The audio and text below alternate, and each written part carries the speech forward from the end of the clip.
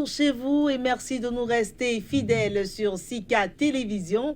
Dans ce numéro de votre rubrique Entretien du jour, nous allons parler une fois encore santé et reparler donc cancer dans ce numéro de votre rubrique. Et justement, parler cancer dans ce sens que le Bénin ne dispose pas d'un centre de traitement du cancer. Qu'est-ce qui se passe à ce niveau? Pourquoi est-ce que le Bénin n'en dispose pas? Pour répondre à nos questions, nous avons avec nous dans ce studio le professeur Fabien Roumbé. Il est professeur de médecine interne. Professeur, ravi de vous retrouver une fois encore. Merci Madame Claire. Heureux de vous revoir aussi. C'est avec plaisir que nous allons nous soumettre à vos questions. Merci beaucoup, professeur. Nous allons y aller tout de suite. Parlons de cancer. On parle de recrudescence de divers types de cancers de plus en plus au Bénin. À combien est-ce qu'on peut estimer le nombre de cas? Le nombre de cas, tous les cancers confondus, nous sommes à plus de 1500 par an. 1500 cas de cancer par an. Nous sommes à plus, tous les cas confondus. Parce que tous les organes qui sont sur notre corps sont susceptibles de faire un cancer. C'est ça. Tous les organes. Mais si le Bénin ne dispose que d'un registre populationnel qui ne concerne que Cotonou, comment est-ce qu'on peut généraliser et étendre tout ça au pays? Donc ça veut dire que 1500 cas, cette estimation n'est pas... Cette estimation, ce n'est pas exhaustif encore. Ça n'intéresse que la population de Cotonou. Et même dans cette population de Cotonou, il y a les étrangers qui ne sont pas béninois. Nous sommes d'accord, on est obligé de les enlever parce qu'ils ne font pas partie exactement de notre population. Donc, les 1500 cas dont je vous ai parlé, c'est approximatif. C'est pas... comment ça se présente exactement, ce n'est pas ça. Pour le faire, il faut disposer des statistiques du registre du cancer. Je n'ai pas les statistiques avec moi. C'est une idée que j'ai essayé de synthétiser pour vous dire à peu près 1500 cas. Tous les cas confondus. Tous les cas. Et là, ce sont les cas qui se font recenser. C'est des personnes qui vont dans les hôpitaux ou qui vont chez les tradithérapeutes. Voilà. Il y en a qui restent à la maison. Il y a des gens qui meurent de leur cancer sans jamais voir un médecin, sans jamais avoir vu un médecin. Il y a des gens qui meurent chez eux sans jamais être recensés par ces cas-là. Parce que les registreurs que nous avons ne peuvent pas aller de maison en maison.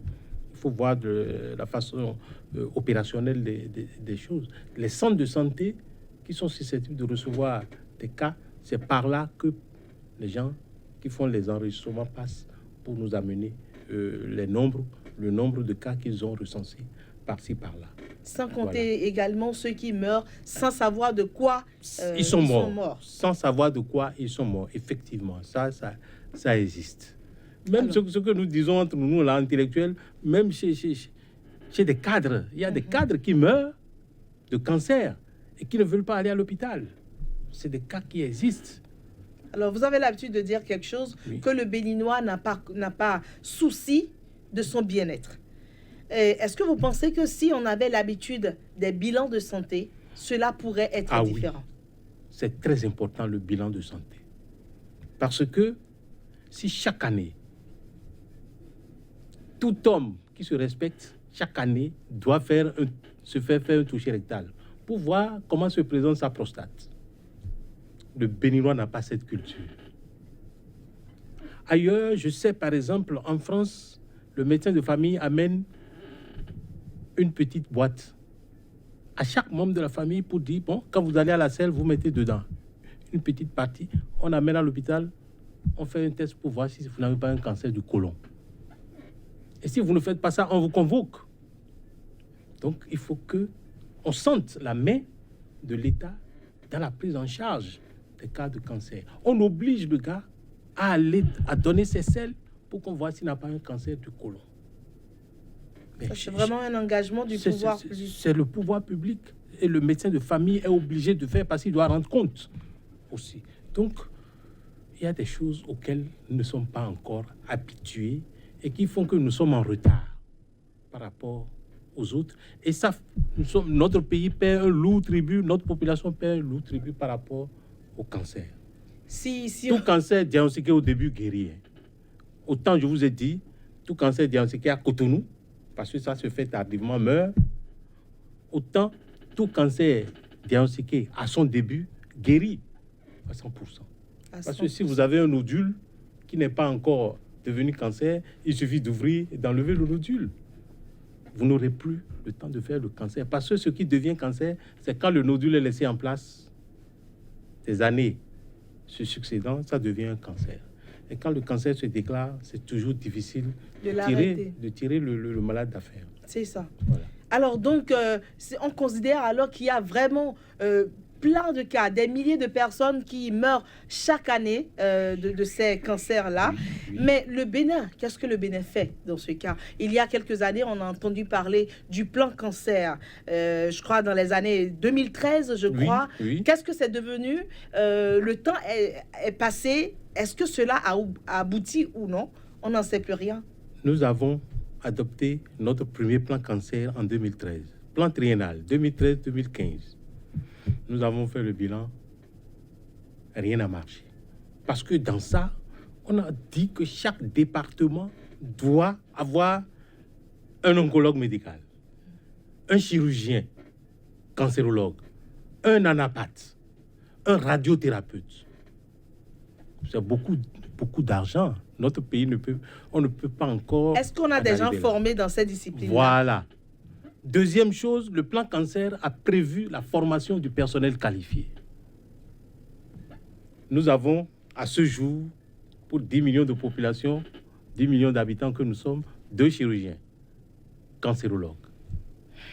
Un seul chimiothérapeute, oncologue médical. Un seul radiothérapeute.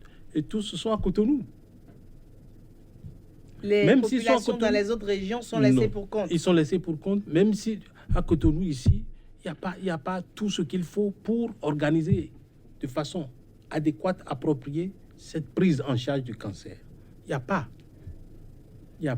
Nous souffrons de beaucoup de choses dans le domaine du cancer. Mais je pense que ça va s'améliorer. Je sais que c'est une question de sous. L'Africain garde toujours espoir. On garde espoir que ça va aller. Le gouvernement a fait beaucoup d'efforts.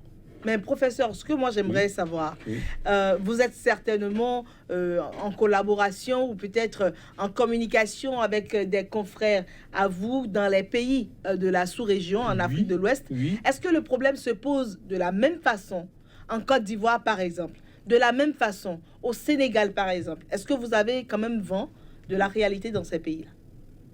Là-bas, au Sénégal, en Côte d'Ivoire, c'est la même chose.